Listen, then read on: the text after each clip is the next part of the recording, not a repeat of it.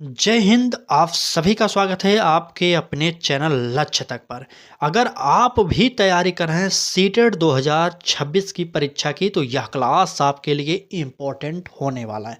आज हम सीडीपी लेकर आए हैं जिसे आप बाल विकास कहते हैं। इसके अंतर्गत आज हम 30 प्रश्न आपके सामने रखने वाले हैं और 30 प्रश्न वो प्रश्न हैं जो शायद आज से पहले आप नहीं देखे होंगे।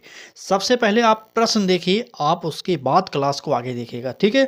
तो देख लीजिए, 3-4 प्रश्न आपको दिखा दे रहे हैं क्योंकि यहाँ से प्रश्न आपकी परीक्षा में हर बार छपेंगे। ऐसे प्रश्न आज की क्लास में हम आपको प्रोवाइड करने चल रहे हैं। तो चलिए क्लास को स्टार्ट कर देते हैं और निवेदन बस इतना कि पूरी क्लास आप लोग जरूर देखिएगा। पहले प्रश्न में कहा जा रहा है कि बाल विकास का प्रमुख उद्देश्य क्या है। आपसे पूछा जा रहा है, बाल विकास का ये पेपर है तो आपसे पूछ लिया कि उद्देश्य क्या है। ए ऑप्शन का रहा है परीक्षा में अच्छे अंक लाना, बी ऑप्शन का रहा है बच्चे की समग्र प्रगति करना, सी ऑप्शन का रहा है केवल मानसिक विकास करना और डी ऑप्शन का रहा है केवल शारीरिक विकास करना। चलिए जल्दी से बताइए, कमेंट करते रहिए। तो बात करें इस प्रश्न के उत्तर की, देख रहे हैं तो सीटेट के जो लॉजिक हम आपको बताते हैं उत्तर निकालने के लिए वो यहाँ पर यूज करेंगे तो आप उत्तर आसानी से निकाल सकते हैं। जैसे ए ऑप्शन क्या कह रहा है, देख रहे हैं परीक्षा में अच्छे अंक लाना। जहाँ पर भी बाल विकास की बात किया जाए वहाँ पर इतना याद करिएगा, बाल विकास के अंतर्गत बालक का संपूर्ण विकास पर ध्यान दिया जाता है, ना कि सिर्फ परीक्षा पर। ठीक है, तो इसलिए ये ऑप्शन हमारा कट जाएगा। अब बी ऑप्शन में कह रहा है कि बच्चे की समग्र प्रगति करना, तो ये हमारा ऑप्शन सही हो सकता है। अभी मैंने बताया कि बाल विकास के अंतर्गत बालक के संपूर्ण विकास को ध्यान में रखा जाता है, लेकिन अभी हमें यहाँ पर सही नहीं करना और ऑप्शन 2 बचे हैं उन्हें भी देखना चाहिए। ठीक है, सी ऑप्शन कह रहा है केवल मानसिक विकास करना। मैंने आपसे पहले ही बताया था जहाँ पर केवल शब्द यूज हो जाए वह हमेशा सीटेट का रॉन्ग हो जाता है ऑप्शन। तो यहाँ पर हमारा सिर्फ मानसिक विकास की बात कर रहा है, इसलिए हम इसे काट देंगे। ठीक है, अब यहाँ पर आगे क्या करा है, केवल शारीरिक विकास करना। तो क्या बताइए, सिर्फ बाल विकास का यही उद्देश्य रह गया कि सिर्फ मानसिक विकास करे, सिर्फ शारीरिक विकास करे? तो बिल्कुल नहीं, यहाँ पर भी हमारा ऑप्शन कट जाएगा। अब बचा हमारा क्या, बी ऑप्शन बचा और बी ऑप्शन ही सही हो जाएगा क्योंकि बच्चे की समग्र प्रगति करना, यही हमारा इस प्रश्न का उत्तर सही हो जाएगा। ठीक है, चलिए आगे बढ़ते हैं, अगला प्रश्न देखते हैं। थोड़ी सी क्लास बड़ी होगी क्योंकि 30 प्रश्न है, थोड़ा तो समय लगेगा। थोड़ा सा ध्यान देकर पढ़िएगा क्योंकि यहाँ से प्रश्न जरूर आएंगे आपके पेपर में, क्योंकि जो सिलेबस आपका चेंज हुआ है जब से ऑनलाइन पेपर हुआ उसके बाद आपका सिलेबस थोड़ा सा बदला है और परीक्षा पैटर्न के प्रश्नों को भी वहाँ पर बदला गया था। तो उस लेवल का आज हम आपको क्लास प्रोवाइड कर रहे हैं। चलिए दूसरा प्रश्न देखेंगे तो कह रहा है कि बाल विकास का अध्ययन किस आयु वर्ग के लिए आवश्यक है। क्या सही सही ईमानदारी से कमेंट करके बताइएगा, क्या ये प्रश्न आज से पहले आपने पढ़ा था कभी? एक बार जरूर कमेंट करिएगा। ठीक है, बताइए। कह रहा है कि बाल विकास का अध्ययन किस आयु वर्ग के लिए है। ए ऑप्शन कह रहा है केवल किशोरों के लिए है, बी ऑप्शन कह रहा है केवल बाल्यावस्था के लिए है, सी ऑप्शन कह रहा है जन्म से लेकर वयस्कता तक है और डी ऑप्शन केवल विद्यालय जाने के वाले बच्चों के लिए, केवल विद्यालय जाने वाले बच्चों के लिए है। चलिए जल्दी से कमेंट कर दीजिए और उत्तर बता दीजिए। चलिए कमेंट करिए ए बी सी डी कौन सा उत्तर यहाँ पर सही होगा। देखिए अभी मैंने बताया अगले प्रश्न में कि जहाँ पर भी केवल शब्द लगे हों उनको पहले ही काट दीजिए। देखिए ऐसे ही मत काटिए, पूरा सेंटेंस पढ़ेंगे तो आपको उत्तर आसानी से मिल जाएगा। देखिए ए ऑप्शन में कह रहा है कि केवल किशोरों के लिए। मैंने अभी जस्ट बताया कि बालक के समग्र विकास का अध्ययन करता है बाल विकास, तो यहाँ पर सिर्फ किशोरों की बात कर रहा है, तो इसलिए हमारा ऑप्शन कट जाएगा। अब देखिए बी ऑप्शन में कह रहा है कि केवल बाल्यावस्था के लिए। ये भी हम नहीं कह सकते क्योंकि शैशवावस्था, बाल्यावस्था, किशोरावस्था, इन सारी अवस्थाओं का वर्णन यहाँ पर किया जाता है, तो इसलिए यह भी हमारा कट जाएगा। देखिए यहाँ पर केवल विद्यालय जाने वाले बच्चों के लिए ही सिर्फ बाल विकास होता है, तो बिल्कुल नहीं होगा, यह भी हमारा कट जाएगा। ठीक है, तो यहाँ पर जो उत्तर होने वाला है वो हो जाएगा सी ऑप्शन। कैसे? जन्म से लेकर वयस्कता तक। वयस्कता से मतलब यहाँ पर ये लगाइएगा किशोरा अवस्था तक। ठीक है, क्योंकि वयस्कता तक इसका उत्तर नहीं होता, किशोरावस्था कर लीजिएगा। ठीक है, चले जन्म से लेकर किशोरावस्था तक की जो अध्ययन है उस बाल विकास के अंतर्गत किया जाता है। इस प्रश्न का उत्तर जो होगा वो हो जाएगा सी ऑप्शन, नोट करिएगा। और आगे बढ़िए, एक कथन का प्रश्न है, देखते हैं क्या कह रहा है। कह रहा है कि शिक्षा का उद्देश्य बालक में निहित शक्तियों का विकास करना है, ये किसने कहा था? अगर आप सोच रहे हैं कि सीटेट में कथन वाले प्रश्न नहीं आते तो आप ऐसा मत सोचिए, क्योंकि कई प्रश्न पूछे जा चुके हैं। ऑनलाइन जब परीक्षा हुई थी उसमें कथन के भी प्रश्न आए थे, तो एक दो कथनों को हमें ये तो याद करना पड़ेगा। ठीक है, तो बताइए। ए ऑप्शन करा है जॉन डीवी, बी ऑप्शन करा है महात्मा गांधी, और सी ऑप्शन करा है फ्रॉवेल, और डी ऑप्शन रूसो। चलिए कमेंट करिए और उत्तर जल्दी जल्दी बताते हुए चलिएगा। ठीक है, तो देखिए यहाँ पर कहा जाए इस प्रश्न का उत्तर, तो शिक्षा का उद्देश्य बालक में निहित अंतर्निहित शक्तियों का विकास करना है, तो ये हो जाएगा हमारा किसका कथन? बिल्कुल सही, ये हो जाएगा रूसो। रूसो ने कहा था कि शिक्षा का उद्देश्य बच्चे की अंतर्निहित शक्तियों का विकास करना है। इतना आप सिंपल जानते रहेंगे तो इस प्रश्न का उत्तर आपको आसानी से आ जाएगा। ठीक है, चलिए बात करेंगे इस प्रश्न के उत्तर की, तो डी ऑप्शन यहाँ पर रूसो को सही करिए और आगे बढ़िए। अगला प्रश्न देखते हैं क्या कह रहा है। एक प्रश्न आपके सामने आएगा पियाजे से संबंधित, चौथा प्रश्न होगा ये हमारा। तो कहा जा रहा है कि पियाजे के अनुसार ठोस संक्रियात्मक अवस्था किस आयु में होती है? चलिए बताइए। ए ऑप्शन का है 0 से 2 वर्ष। 0 से 2 वर्ष अगर आपसे कोई भी पूछे तो मत करिएगा, क्योंकि ये होता है जन्म से 2 वर्ष। लिखने के लिए इसे लिख दिया जाता है 2 0। ठीक है, तो ये हो जाएगा जन्म से 2 वर्ष तक। ठीक, अगला ऑप्शन का है 2 से 7 वर्ष, सी ऑप्शन का है 7 से 11 वर्ष, और डी ऑप्शन 11 वर्ष से अधिक। चलें, हमने आपको जीन पियाजे की सभी अवस्थाओं को बताया था प्रीवियस ईयर की श्रृंखला में। अगर आपने नहीं देखा तो वहाँ पर देखिए। ठीक है, क्योंकि हिंदी पेडागोजी के अंतर्गत इनका जिक्र किया गया था वहाँ पर। चलिए बात करेंगे इस प्रश्न की उत्तर की, तो उत्तर हो जाएगा हमारा क्या? तो क्या कहा गया? ठोस संक्रियात्मक अवस्था। ठोस संक्रियात्मक अवस्था मतलब 7 से 11 वर्ष। ठीक है, तो चलिए कुल सभी अवस्थाओं को जान जाइए। पहला अवस्था होगा संवेदी गामक अवस्था। ठीक है, 1 मिनट रुकिए। संवेदी गामक अवस्था नोट करिए। संवेदी गामक, यहाँ पर थोड़ी सी लिखने में दिक्कत हो रही, लिख लीजिएगा संवेदी गामक अवस्था, जिसकी अवस्था मानी जाती है जन्म से 2 वर्ष तक। दूसरी अवस्था होगी पूर्व संक्रियात्मक अवस्था। ठीक है, पूर्व संक्रियात्मक अवस्था आप लोग नोट करिएगा। चलिए संक्रियात्मक। ठीक है, अब ये तीसरी अवस्था है इनकी, ठोस संक्रियात्मक कह सकते हैं या मूर्त संक्रियात्मक कह सकते हैं, दोनों एक ही है। और चौथी जो अवस्था होगी 11 वर्ष से अधिक, ये होगी क्या होगी? औपचारिक संक्रियात्मक अवस्था। नोट करिएगा, क्योंकि यहाँ से सीटेट में प्रश्न पूछे जाते हैं, इसलिए हम आपको बता रहे हैं। चलिए आगे बढ़ते हैं, अगला प्रश्न देखते हैं क्या कह रहा है। अगले प्रश्न में देखिए, यहाँ पर इस प्रश्न को जरूर देखिए, क्योंकि यहाँ से हर बार प्रश्न आए।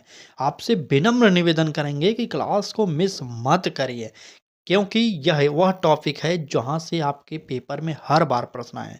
यह कथन किसका है, यह क्वेश्चन किसका है, पहले पढ़ेंगे तभी आपको पता चलेगा। पूछा क्या जा रहा है, निकटतम विकास क्षेत्र की अवधारणा किसने दी थी? क्या कह रहा था इंग्लिश में? जोन ऑफ प्रॉक्सिमल डेवलपमेंट की अवधारणा किसने दी थी? ए ऑप्शन कर रहा है पियाजे, B option Kohlberg, C option Vygotsky, और डी ऑप्शन स्किनर। चलिए कमेंट कर दीजिए और उत्तर बताइए कि यहाँ पर उत्तर हमारा क्या होने वाला है। तो देखिए यह कथन जो है किसका है, तो ये है वाइगोत्स्की। सीटेट के सबसे प्रिय जो है मनोवैज्ञानिक माने जाते हैं, क्योंकि यहाँ से हर बार प्रश्न पूछे गए हैं। ठीक है, तो पियाजे हो जाएंगे, कोहलबर्ग हो जाएंगे, वाइगोत्स्की हो जाएंगे। ये 3 मनोवैज्ञानिक ऐसे हैं जिन्हें आपको पढ़ना चाहिए। एक वाटसन हो गए चौथे मनोवैज्ञानिक, और मैकडूगल हो गए। कुछ मनोवैज्ञानिक के बारे में आपको विस्तार से पढ़ना पड़ेगा, क्योंकि सीटेट हर बार यहाँ से प्रश्न पूछता है। ठीक है, तो चलिए इस प्रश्न का उत्तर नोट करिए। सी ऑप्शन हमारा वाइगोत्स्की सही हो जाएगा। ठीक, चलिए आगे बढ़ते हैं। देखिए आज हमने पेपर का जो प्रैक्टिस सेट है हमारी, इसकी थोड़ी सी पैटर्न में बदलाव किया है। कैसा बदलाव देख रहे हैं आप? प्रश्नों का स्तर तो पहले ही चेंज कर दिया गया। यहाँ पर प्रश्न ऊपर लिख दिया जा रहा है और प्रश्न नीचे से शुरू किया जा रहा है। ठीक है, तो देखिए कुछ पैटर्न में चेंजिंग करके आके आपके सामने लाया गया है। तो कैसा लग रहा है क्लास, ये कमेंट करके जरूर बताइएगा। ठीक, चले, प्रश्न है हमारा, कह रहा है कि कोहल वर्ग का सिद्धांत किस विकास से संबंधित है? ए ऑप्शन कह रहा है सामाजिक विकास, बी ऑप्शन संज्ञानात्मक विकास, सी ऑप्शन नैतिक विकास और डी ऑप्शन भावनात्मक विकास। चले, क्या होगा हमारा उत्तर प्रश्न संख्या 6 का? आप कमेंट करिए और उत्तर बताइए। चलिए जल्दी बताइए। तो बात करेंगे, देखिए पहला है हमारा सामाजिक विकास का सिद्धांत, इसे आप बंडूरा का मान सकते हैं, ठीक है। और बी ऑप्शन का है संज्ञानात्मक विकास का सिद्धांत, ये तो जीन पियाजे का सिद्धांत है। और हमारा कोहलबर्ग का जो सिद्धांत है वो है नैतिक विकास का सिद्धांत। नैतिक विकास का सिद्धांत देने वाले मनोवैज्ञानिक का नाम कोहल वर्ग था, इसलिए हमारा यहाँ पर सी ऑप्शन सही हो जाएगा। चलिए आगे बढ़िए और अगला प्रश्न देखते हैं क्या कह रहा है अगले प्रश्न में। अगले प्रश्न में कहा जा रहा है कि बालक में अनुकरण की प्रवृत्ति किस अवस्था में अधिक होती है? ए ऑप्शन कर रहा है शैशवावस्था, बी ऑप्शन कर रहा है बाल्यावस्था, सी ऑप्शन कर रहा है किशोरावस्था और डी ऑप्शन कर रहा है प्रौढ़ावस्था। चलिए बताइए, बालक में अनुकरण की प्रवृत्ति किस अवस्था में अधिक होती है? अगर आप थोड़ा सा भी ध्यान इस प्रश्न को में दे देंगे तो आपको उत्तर मिल जाएगा। अनुकरण किस में करेगा बालक, आप थोड़ा ही सोचिए। तो अनुकरण कब करेगा? तो शैशवावस्था में करेगा। शैशवावस्था की जो उम्र होती है जन्म से 5 वर्ष तक की होती है, तो इसी में ना बालक करता है अनुकरण किसी दूसरे का। बिल्कुल सही, इसलिए हमारा इस प्रश्न का जो उत्तर होगा ए ऑप्शन सही हो जाएगा। ठीक, क्लास अच्छी लग रही है तो एक बार लाइक ज़रूर करिएगा। आपके लिए फ्री प्रैक्टिस बैच प्रोवाइड की जा रही है, वो भी यूट्यूब पर।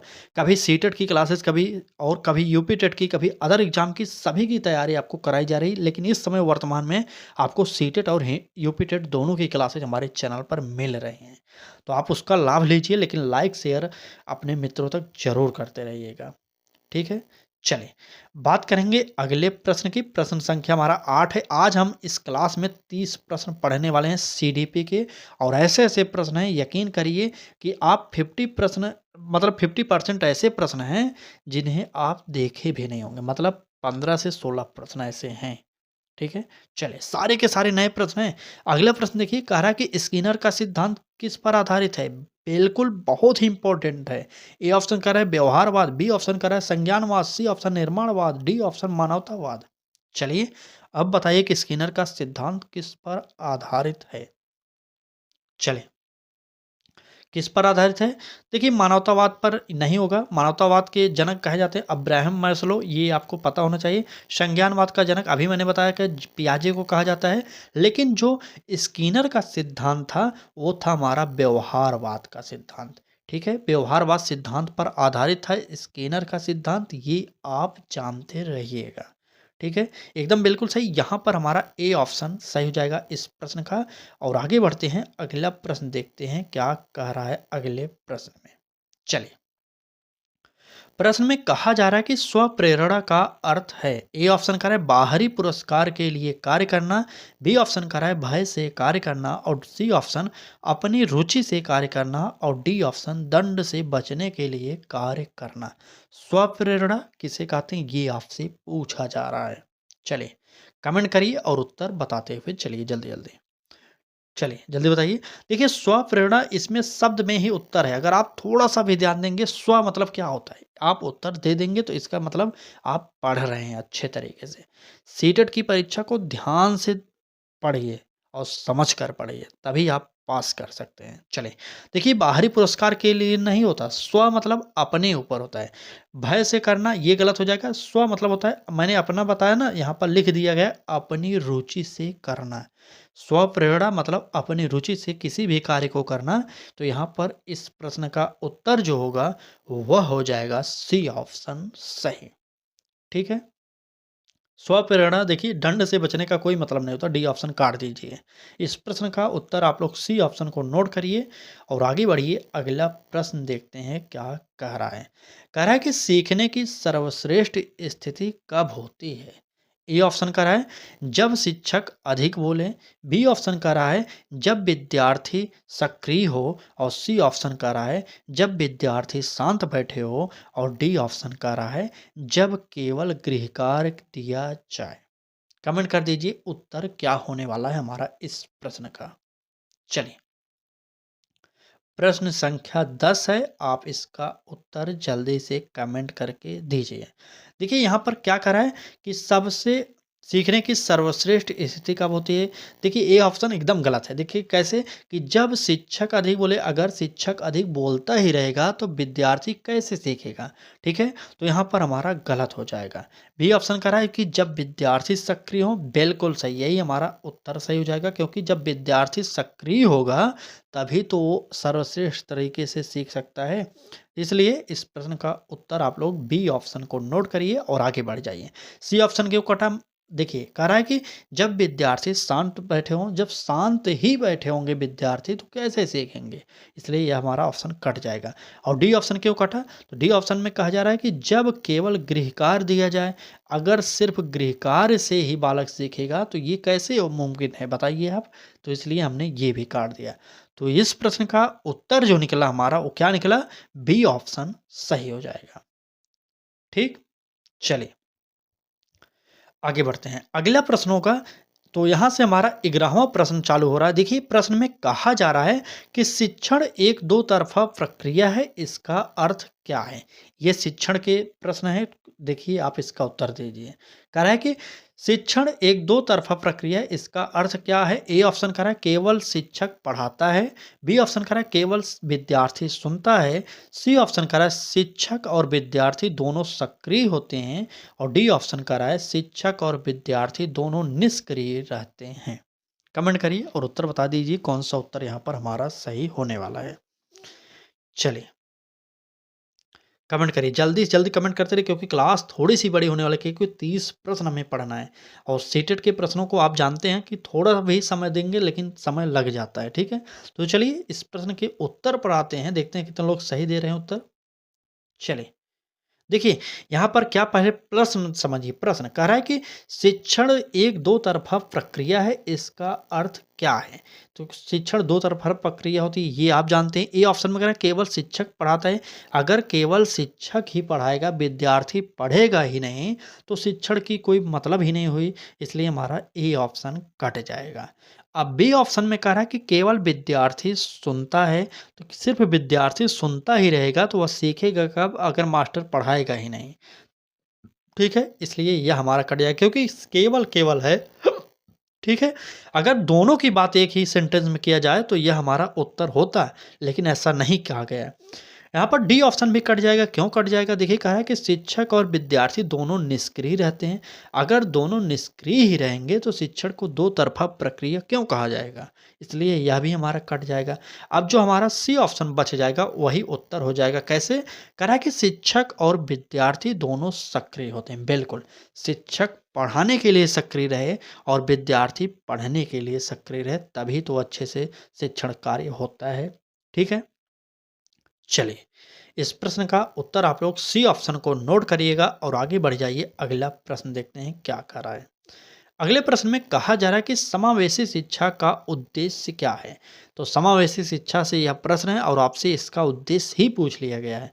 ए ऑप्शन का रहा है कि कमजोर विद्यार्थियों को अलग विद्यालय भेजना, बी ऑप्शन का रहा है विद्यार्थी बच्चों को समान अवसर देना, सभी बच्चों को समान अवसर देना, सी ऑप्शन केवल मेधावी विद्यार्थियों को प्रोत्साहित करना, और डी ऑप्शन विकलांग बच्चों को शिक्षा से वंचित करना। ए बी सी डी आप कमेंट करिए उत्तर कौन सा होने वाला है। चलिए चलिए सभी बच्चों को समान अवसर देना, केवल मेधावी विद्यार्थियों को प्रोत्साहित करना, विकलांग बच्चों की को शिक्षा से वंचित करना। देखिए यहाँ पर किस प्रकार के ऑप्शन है, अगर आप थोड़ा सा लॉजिक लगाएंगे तो आप उत्तर दे सकते हैं। समावेशी शिक्षा कहती क्या है? सबसे पहले ये जानते रहे। समावेशी शिक्षा हमेशा प्रत्येक बालक को विशिष्ट मानती है, कभी भी किसी के बालक के अंदर वह अवगुण नहीं देखती, न ही आपको यह कहती है कि आप किसी भी बालक में अवगुण खोजें। ठीक है, तो यहाँ पर सबसे ऑप्शन जो बेस्ट होने वाला है वो आप थोड़ा सा ट्रिक के साथ पकड़ सकते हैं। देखिए हम आपको बताते हैं किस प्रकार से सीटेट में आंसर ढूंढे जाते हैं। देखिए डी ऑप्शन में करा है विकलांग बच्चों को शिक्षा से वंचित करना। समावेशी शिक्षा जो है ये कतई आपसे नहीं कहेगी कि जो बच्चे विकलांग हैं उन्हें पढ़ाइए ही मत, उन्हें शिक्षा से वंचित करिए, ऐसा बिल्कुल नहीं कहा जाता समावेशी शिक्षा के द्वारा। ठीक है। अब सी ऑप्शन क्या करा है, कह रहा है कि केवल मेधावी विद्यार्थियों को प्रोत्साहित करना। अगर आप सिर्फ जो पढ़ने में अच्छे हैं उन्हीं बच्चों को प्रोत्साहित करेंगे तो जो पढ़ने में कमजोर हैं उनका क्या होगा, इसलिए यह भी हमारा ऑप्शन कट जाएगा। अब कह रहा है कि सभी बच्चों को समान अवसर देना। अभी मैंने बताया कि जो समावेशी शिक्षा है वो सभी बालक को विशिष्ट मानता है, तो इसलिए हमारा उत्तर जो होगा वह हो जाएगा बी ऑप्शन, सभी बच्चों को समान अवसर देना। आपको समान अवसर देना, चाहे बालक में कोई भी दोष हो, ठीक है? दृष्टि दोष हो, पठन संबंधी दोष हो या कोई भी दोष हो, लेकिन आपको समान अवसर देना पड़ेगा सभी विद्यार्थियों के लिए, ठीक है? तो यहाँ पर इस प्रश्न का उत्तर जो होगा क्या होगा, बी ऑप्शन सही हो जाएगा। चलिए आगे बढ़ते हैं। अगले प्रश्न देखते हैं क्या कह रहा है कि सीखना एक आजीवन प्रक्रिया है, इसका अर्थ क्या है। ए ऑप्शन कह रहा है शिक्षा केवल विद्यालय तक सीमित है। बी ऑप्शन कह रहा है शिक्षा जीवन भर चलती रहती है। सी ऑप्शन शिक्षा केवल परीक्षा तक है। और डी ऑप्शन शिक्षा का कोई संबंध अनुभव से नहीं है। देखिए यहाँ पर फटाक से उत्तर आपको दिखा रहे हैं किस प्रकार से आप निकाल सकते हैं। ए ऑप्शन क्या कह रहा है शिक्षा केवल विद्यालय तक सीमित है। देखिए मैंने आपको पहले ही बताया था, अगर आपको उत्तर ना आता हो, नहीं पता हो, तो जहाँ पर केवल शब्द देखिए वो निगेटिव समझ लीजिए, ठीक है? तो पहला ऑप्शन कट जाएगा। क्या सिर्फ शिक्षा विद्यालय तक ही सीमित है, विद्यालय के अलावा शिक्षा कहीं पर नहीं पाई जा सकती? तो यह हमारा ऑप्शन गलत हो जाएगा। बी ऑप्शन कह रहा है शिक्षा जीवन भर चलती, ये हमारा ऑप्शन सही हो सकता है, लेकिन आगे बढ़ेंगे तो सी ऑप्शन में कह रहा है कि शिक्षा केवल परीक्षा तक चलती है। तो ये कहाँ लिखा है कि शिक्षा सिर्फ परीक्षा तक चलती है? तो आप सिर्फ यहीं पर पढ़ रहे हैं ना, इसलिए हमारा ये भी कट जाएगा। अब डी ऑप्शन में कह रहा है कि शिक्षा का कोई संबंध अनुभव से नहीं, तो बिल्कुल गलत हो जाएगा, क्योंकि शिक्षा का संबंध अनुभव से होता है, ठीक है? तो इस प्रश्न का उत्तर जो होगा वो हो जाएगा बी ऑप्शन, क्योंकि इसमें कह रहा है कि शिक्षा जीवन भर चलती रहती है। ठीक, चलिए आगे बढ़ते हैं। अगला प्रश्न देखते हैं क्या कह रहा है। अगले प्रश्न में कहा जा रहा है कि बालक में जिज्ञासा किस प्रकार की प्रवृत्ति है। ए ऑप्शन का है सामाजिक प्रवृत्ति, बी ऑप्शन बौद्धिक प्रवृत्ति, सी ऑप्शन भावनात्मक प्रवृत्ति और डी ऑप्शन शारीरिक प्रवृत्ति।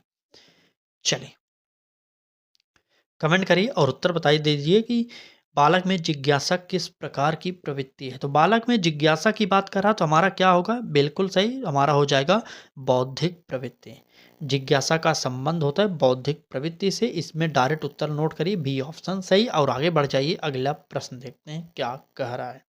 चलिए कहा जा रहा है कि बालक में अनुशासन का सर्वोत्तम रूप कौन सा है। ए ऑप्शन करें बाहरी नियंत्रण, बी ऑप्शन आत्म अनुशासन, सी ऑप्शन दंड के द्वारा नियंत्रण और डी ऑप्शन डराने से अनुशासन।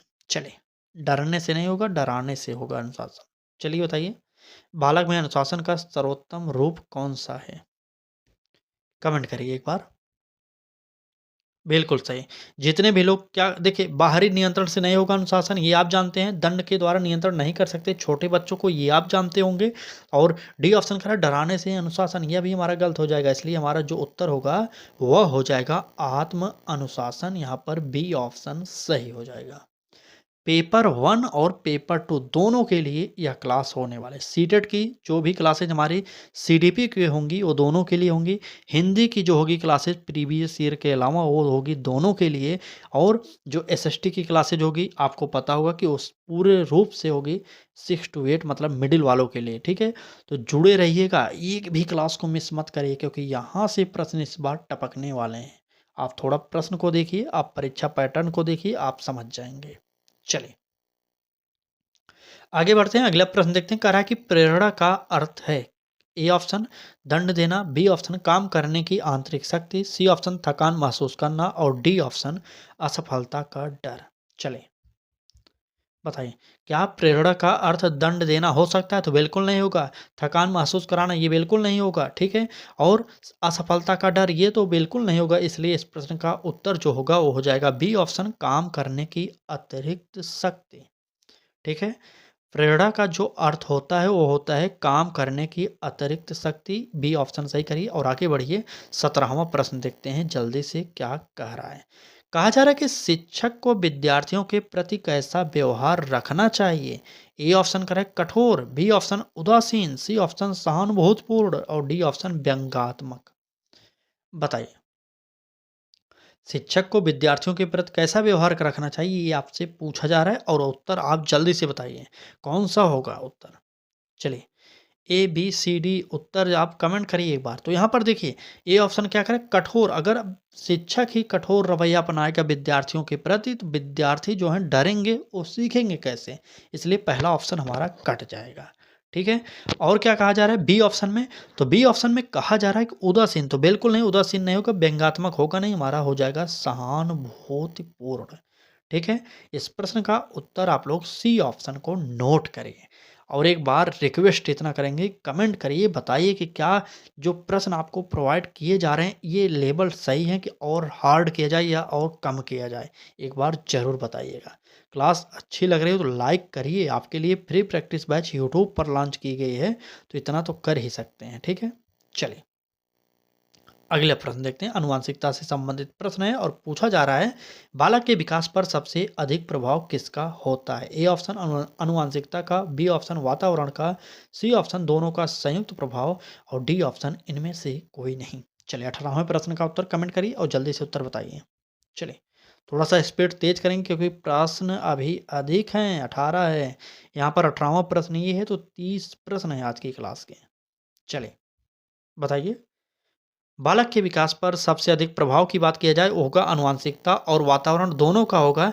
तो 2 बार हम तो टिक कर नहीं सकते, इसलिए हमें 2 को काट दीजिए और ए ऑप्शन नहीं होगा, सी ऑप्शन नोट कर लीजिए क्योंकि यहाँ पर कहा जा रहा है कि दोनों का संयुक्त प्रभाव। यहाँ पर सी ऑप्शन इस प्रश्न का सही हो जाएगा, संयुक्त प्रभाव। ठीक है। चलिए, आगे बढ़ते हैं। अगला प्रश्न देखते हैं क्या कह रहा है। अगले प्रश्न में कहा जा रहा है कि संज्ञानात्मक विकास का अर्थ है। क्या अर्थ है। ए ऑप्शन कह रहा है सोचने और समझने की क्षमता का विकास, बी ऑप्शन कह रहा है शरीर का विकास, सी ऑप्शन कह रहा है भावनाओं का विकास और डी ऑप्शन नैतिकता का विकास। चलिए, जल्दी से बताइए कि संज्ञानात्मक विकास का अर्थ क्या है। तो बात करेंगे संज्ञानात्मक विकास के अर्थ की, तो वो हो जाएगा सोचने और समझने की क्षमता का विकास। इसलिए हमारा उत्तर जो होगा यहाँ पर ए ऑप्शन सही हो जाएगा। आगे बढ़ते हैं। अगला प्रश्न देखते हैं क्या कह रहा है। तो कहा जा रहा है कि अभ्यास से ही सीखना संभव है। यह सिद्धांत किसका है। अभ्यास का सिद्धांत किसने दिया था आपको पता है ना, तो बता दीजिए जल्दी से। चलिए, थॉर्नडाइक ने दिया था, पियाजे ने दिया था, कोहलबर्ग ने या वाइगोत्स्की ने, किसने दिया था। चलिए, कमेंट करिए। अभ्यास का नियम पूछा जा रहा है, ध्यान से दीजिएगा उत्तर क्योंकि उत्तर गलत नहीं होना चाहिए क्योंकि बहुत सिंपल सवाल है। प्रयास एवं त्रुटि का सिद्धांत, अभ्यास का सिद्धांत, ये सिद्धांत इन्हीं के हैं, थॉर्नडाइक महोदय के हैं। ठीक है। तो यहाँ पर हमारा उत्तर जो होगा क्या होगा, ए ऑप्शन सही हो जाएगा। ठीक। चलिए, आगे बढ़ते हैं। अगला प्रश्न देखते हैं क्या कह रहा है। अगले प्रश्न में कहा जा रहा है कि बालक की रुचियों और क्षमताओं के अनुसार शिक्षण किस सिद्धांत पर आधारित है। ए ऑप्शन कह रहा है व्यक्तिगत भिन्नता, बी ऑप्शन कह रहा है समानता का सिद्धांत, सी ऑप्शन कह रहा है दंड का सिद्धांत और डी ऑप्शन कह रहा है अनुकरण सिद्धांत। बताइए, कमेंट करिए। चलिए, जल्दी बताइए। पूछा क्या गया था कि बालक की रुचियों और क्षमताओं के अनुसार शिक्षण किस सिद्धांत पर आधारित है। तो देखिए, शिक्षण किस सिद्धांत पर आधारित होगा, तो वो होगा व्यक्तिगत विभिन्नता के सिद्धांत पर आधारित होगा। ठीक है। यहाँ पर प्रश्न को अगर आप ध्यान से पढ़ेंगे कह रहा है कि बालक की रुचियों और क्षमताओं के अनुसार शिक्षण किस विधि पर आधारित होगा, तो वो होगा व्यक्तिगत भिन्नता के सिद्धांत पर। ए ऑप्शन हमारा इस प्रश्न का सही हो जाएगा। ठीक। चलिए, आगे बढ़ते हैं। अगला प्रश्न देखते हैं। अगले प्रश्न में कहा जा रहा है कि सार्थक अधिगम की अवधारणा किसने दी थी। क्या ब्रूनर ने दिया, आशुबेल ने दिया, पियाजे ने या स्किनर ने। चलिए, कमेंट करिए और उत्तर बताइए कि सार्थक अधिगम की अवधारणा किसने दी थी। कमेंट करिए, जल्दी-जल्दी बताते रहिए। बात करें सार्थक अधिगम की, तो जल्दी कमेंट करिए ए, बी, सी, डी कौन-सा उत्तर होने वाला है? बिल्कुल सही, आशु बेल एक मनोवैज्ञानिक थे, इन्होंने ही सार्थक अधिगम मतलब मीनिंगफुल लर्निंग, ठीक है? तो यहाँ पर हमारा बी ऑप्शन सही हो जाएगा। आपको याद करना चाहिए, ये सारे के सारे जो प्रश्न हैं, ये नए प्रश्न हैं, आपको नोट करना चाहिए और देखना चाहिए, क्या ये प्रश्न आपके लिए उपयोगी हैं कि नहीं, थोड़ा समझना चाहिए। अगर आप पहली बार सीटेट में बैठने वाले हैं, तो तब तो आप हमारे अकॉर्डिंग चलिए, लेकिन अगर आप 2-1 बार परीक्षा दे चुके हैं, तो आप अपने हिसाब से सोच सकते हैं, ठीक है? चलें, आगे बढ़ते हैं और अगला प्रश्न देखते हैं क्या कह रहा है। तो कह रहा है कि किशोरावस्था को संक्रमण काल क्यों कहा जाता है? ए ऑप्शन कह रहा है शारीरिक और मानसिक परिवर्तन के कारण, बी ऑप्शन कह रहा है केवल शिक्षा के कारण, और सी ऑप्शन कह रहा है केवल रोजगार के कारण, और डी ऑप्शन कह रहा है क्योंकि यह बचपन का अंत है। चलिए बताइए, क्या होगा उत्तर? किशोरावस्था को संक्रमण काल क्यों कहा जाता है? बताइए। यहाँ पर हमारे ट्रिक को यूज़ करिए और उत्तर आपको आसानी से मिल जाएगा। कैसे? अब आपको दिखाते हैं। यहाँ पर कहा जा रहा है कि क्योंकि यह बचपन का अंत है। बचपन का अंत डायरेक्ट किशोरावस्था कैसे आ जाएगी? इसलिए हमारा गलत हो जाएगा। सी ऑप्शन कह रहा है केवल रोजगार के कारण, बिल्कुल नहीं। बी ऑप्शन कह रहा है केवल शिक्षा के कारण, बिल्कुल नहीं होगा। तो क्या होगा उत्तर? हमने आपको बताया था कि 3 अगर ऑप्शन काट दिए आप सीटेड में, तो चौथे की पढ़ने की भी ज़रूरत नहीं, आप टिक करिए ढक से। तो यहाँ पर हमारा ए ऑप्शन सही होगा। कहा जा रहा है कि शारीरिक और मानसिक परिवर्तनों के कारण। ठीक? ए ऑप्शन सही हो जाएगा। चलिए, आगे बढ़ते हैं और अगला प्रश्न देखते हैं क्या कह रहा है। अगले प्रश्न में कहा जा रहा है कि स्वयं सीखना किस शिक्षण पद्धति में प्रमुख है? ए ऑप्शन कह रहा है पारंपरिक शिक्षण, बी ऑप्शन कह रहा है खोज विधि, सी ऑप्शन व्याख्यान विधि, और डी ऑप्शन दंड विधि। चलिए, स्वयं सीखना सेल्फ लर्निंग क्या होता है शिक्षण के अंतर्गत, बताइए आप। ए, बी, सी, डी उत्तर जल्दी से कमेंट करिए। चलिए, देखिए स्वयं सीखने की बात कर रहा है तो दंड विधि होगा नहीं, दंड विधि नहीं होगा स्वयं के द्वारा, व्याख्यान विधि तो होगा नहीं, पारंपरिक शिक्षण पुरानी पद्धतियों पर आधारित शिक्षण से होगा नहीं, तो यहाँ पर होगा डिस्कवरी खो जो होता है उसके द्वारा, डिस्कवरी मेथड यानी कि खोज विधि के द्वारा। ठीक है, तो इस प्रश्न का उत्तर आप लोग बी ऑप्शन को नोट करिए। सीटेट के लिए जुड़ जाइए हमारे साथ इस बार। सीटेट में अगर आप अच्छा स्कोर करना चाह रहे हैं तो जुड़िए हमारे चैनल लक्ष्य तक से, और फ्री में प्रैक्टिस सेट के माध्यम से आपको तैयारी कराई जा रही है। चलिए,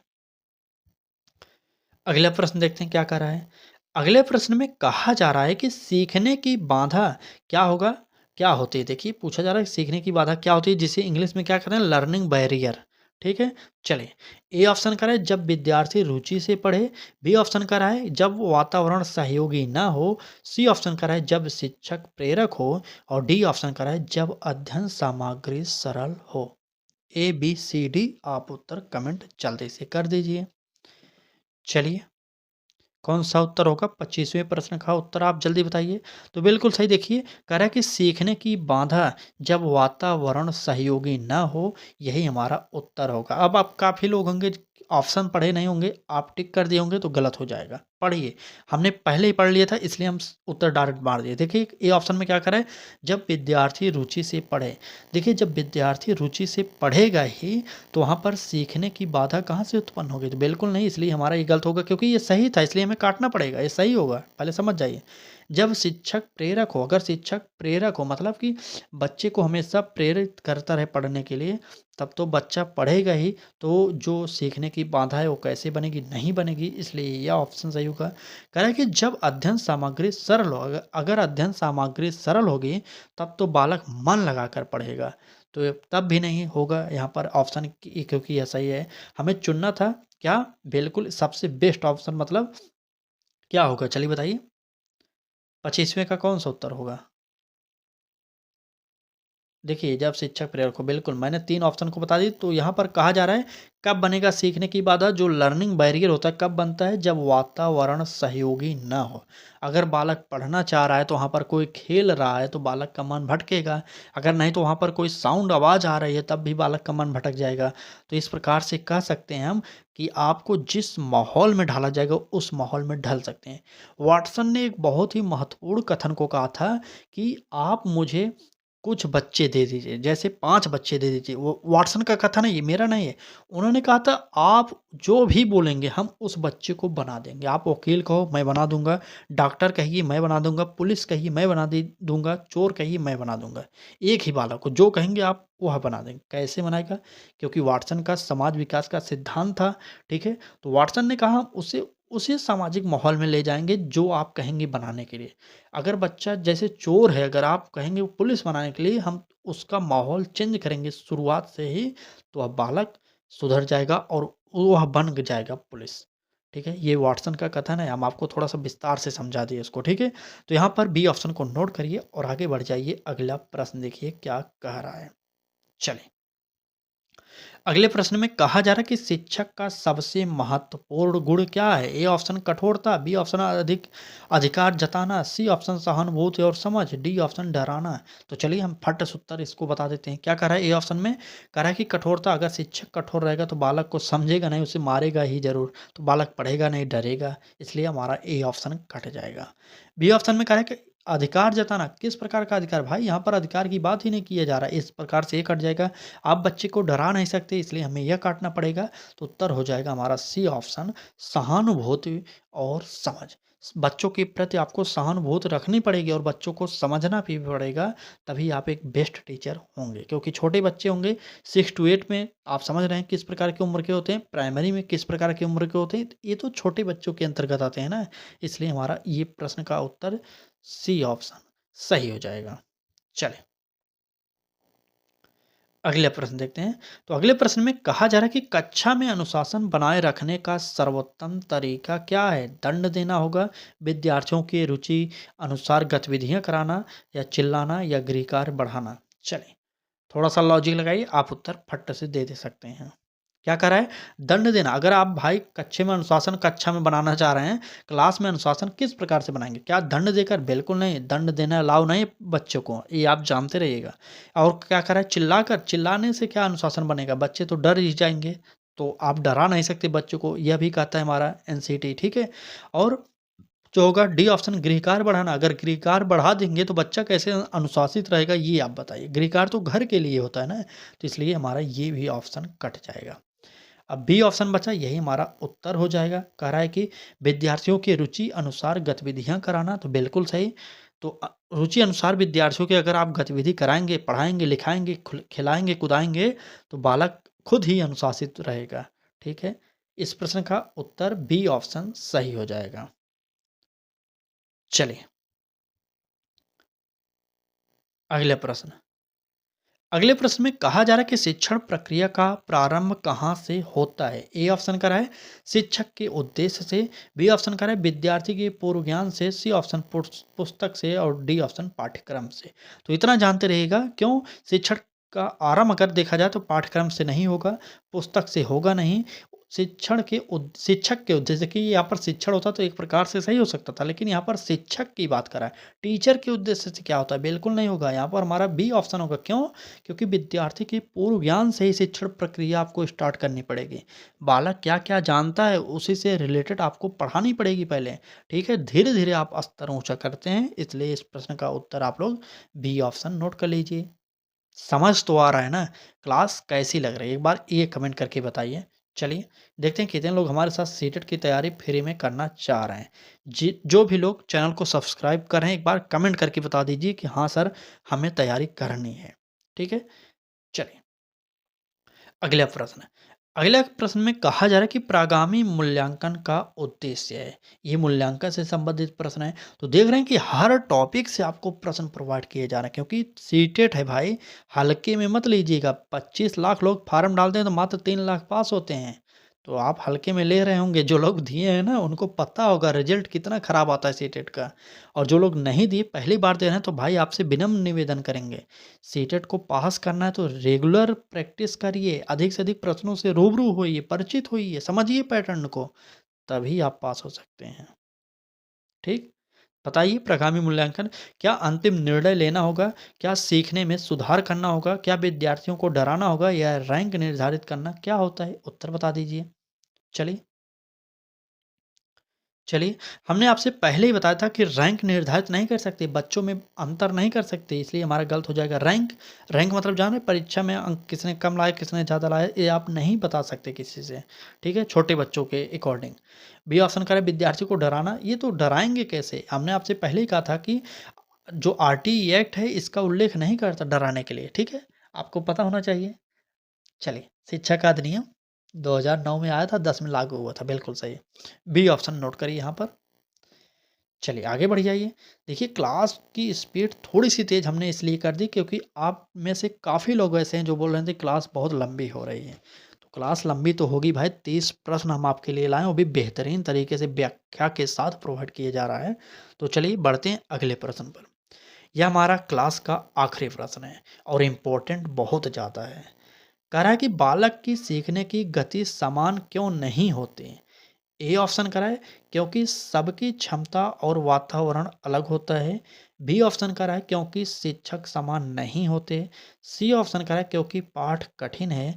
और डी ऑप्शन करा है क्योंकि विद्यालय अलग अलग हैं। चलिए बताइए। तो देखिए सभी बच्चों की जो सीखने की स्थिति होती है वो समान नहीं होती। क्यों? ये ए ऑप्शन पर नहीं, पहले डी ऑप्शन चलिए। कह रहा है कि क्योंकि विद्यालय अलग-अलग हैं भाई, विद्यालय अलग अलग होने से कोई मतलब नहीं होता है, ठीक है? और सी ऑप्शन कह रहा है क्योंकि पाठ कठिन होता है। पाठ कठिन एक बच्चे के लिए हो सकता है, सभी बच्चे के लिए नहीं होगा, इसलिए यह भी कट जाएगा। क्योंकि शिक्षक समान नहीं होते। क्या भाई एक समय में 10 शिक्षक क्लास में पढ़ाते हैं? बिल्कुल नहीं, एक क्लास में एक ही टीचर पढ़ाता है एक समय में, इसलिए यह कट जाएगा।